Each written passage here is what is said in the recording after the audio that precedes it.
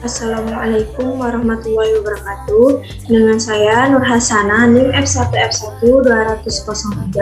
Di sini saya akan mempresentasikan hasil kerja saya, yaitu sifat-sifat risiko kimia.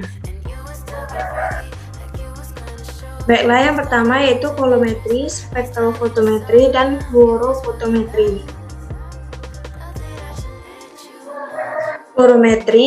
Kolorimetri adalah suatu metode analisis kimia yang didasarkan pada tercapainya kesamaan warna antara larutan sampel dan larutan standar dengan menggunakan sumber cahaya polikromatis dengan detektor mata.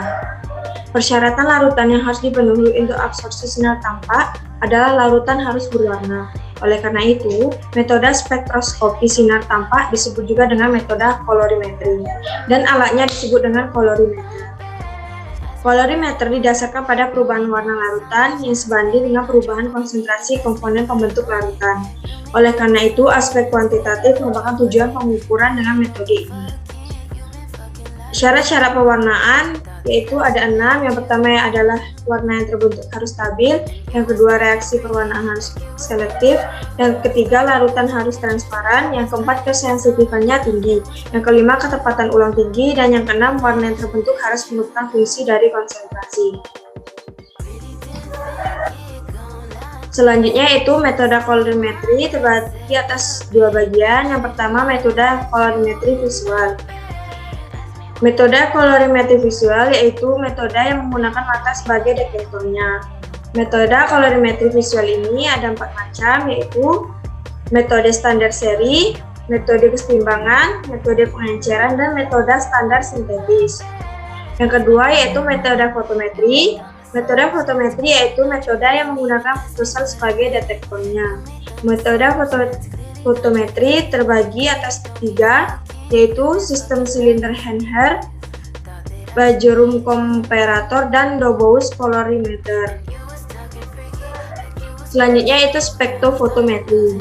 Spektrofotometri merupakan salah satu cabang analisis instrumental yang mempelajari interaksi antara atom atau molekul dengan radiasi elektromagnetik. Interaksi antara atom atau molekul dengan radiasi elektromagnetik dapat berupa hamburan, scattering, absorption, emisi, emission. Interaksi antara radiasi elektromagnetik dengan atom atau molekul yang berupa absorpsi melahirkan spektrometri absorpsi, antara lain spektrometri ultraviolet atau UV, spektrofotometri sinar tampak atau VIS, dan spektrofotometri inframerah atau IR.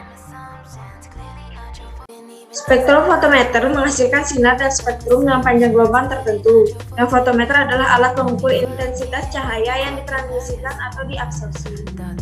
Kebetulan, spektrofotometer dibandingkan dengan fotometer adalah panjang gelombang dari sinar putih dapat lebih terseleksi, dan ini diperoleh dengan alat pengurai seperti prisma, grating, atau celah optis.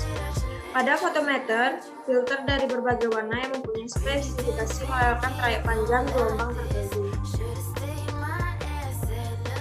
Spektrofotometri dibagi menjadi 3 yang berdasarkan cahaya. Pertama yaitu spektrofotometri vis atau visible.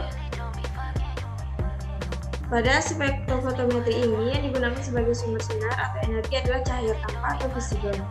Cahaya variabel termasuk spektrum elektromagnetik yang dapat ditangkap oleh mata manusia. Panjang gelombang sinar tampak adalah 380 sampai 750 nanometer. Sehingga semua sinar yang didapat warna putih, merah, biru, hijau, apapun itu selama ia dapat dilihat oleh mata. Maka sinar tersebut termasuk dalam sinar tampak atau visible. Sumber sinar tampak yang umumnya dipakai pada spektrovisible adalah lampu tungsten. Yang kedua yaitu spektrofotometri UV atau ultraviolet. Berbeda dengan spektrofotometri visible, pada spektrofotometri UV berdasarkan interaksi sampel dengan sinar UV. Sinar UV memiliki panjang gelombang 190 sampai 380 nanometer. Sebagai sumber sinar yang dapat digunakan lampu deuterium. Deuterium disebut juga sebagai UV hidrogen. Yang ketiga yaitu spektrofotometri UV visible. Merupakan alat dengan teknik spektrofotometer pada daerah ultraviolet dan sinar tampak. Alat ini digunakan mengukur serapan sinar ultraviolet atau sinar tapak oleh suatu materi dalam bentuk larutan. Konsentrasi larutan yang dianalisis sebanding dengan jumlah sinar yang diserap oleh zat yang terdapat dalam larutan tersebut.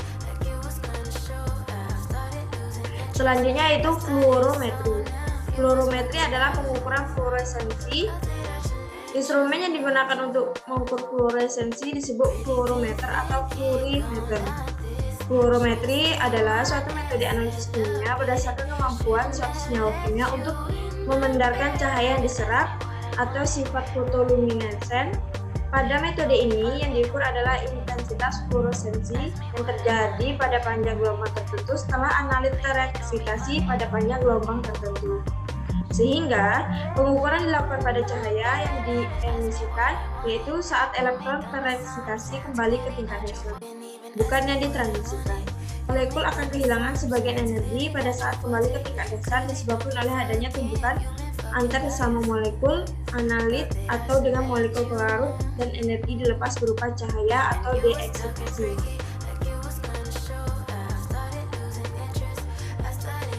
Syarat-syarat zat yang dianalisis dengan fluorometri yang pertama yaitu molekul analit dapat menyerap cahaya dengan kuat sehingga analit harus mengandung gugus kromofor seperti senyawa aromatik, heterosiklik, dan sistem konjugasi. Yang kedua yaitu struktur molekulnya planar dan kaku, mampu menyerap secara kuat di daerah 200-800 nanometer pada radiasi elektromagnetik.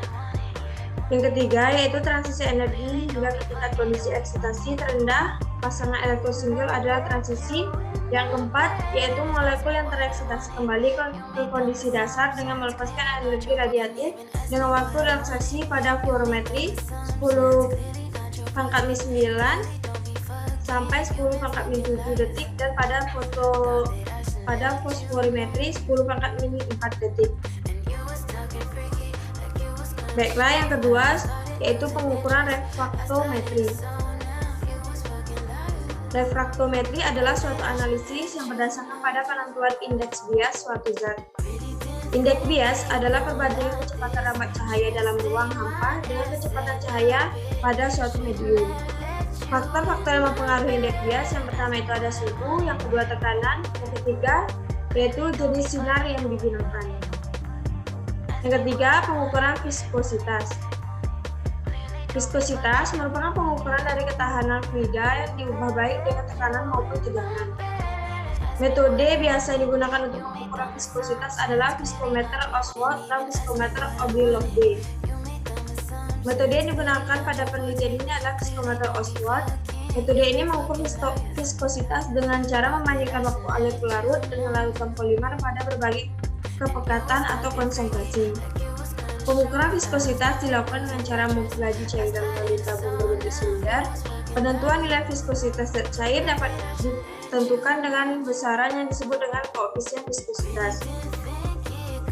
Pada satuan SI untuk koefisien viskositas adalah pascal second atau dapat ditulis dalam Ns/m².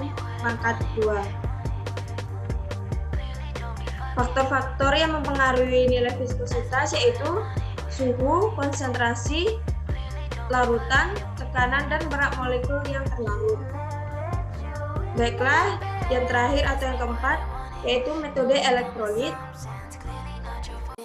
Elektrolit adalah mineral bermuatan listrik yang ada pada tubuh manusia. Elektrolit terdapat di dalam darah, keringat, air seni, dan cairan tubuh lainnya. Beberapa metode pemeriksaan elektrolit darah diantaranya sebagai berikut. Yang pertama, metode flame emission spektrofotometri. Yang kedua, metode potensiometer dengan menggunakan ion selective electrodes atau ISE. Yang ketiga, spektrofotometri. Dan yang keempat, metode potensiometer dengan menggunakan biosensor. Baiklah, sekian dapat saya sampaikan. Mohon maaf atas kesalahan kata atau pengucapan. Saya akhiri. Wassalamualaikum warahmatullahi wabarakatuh.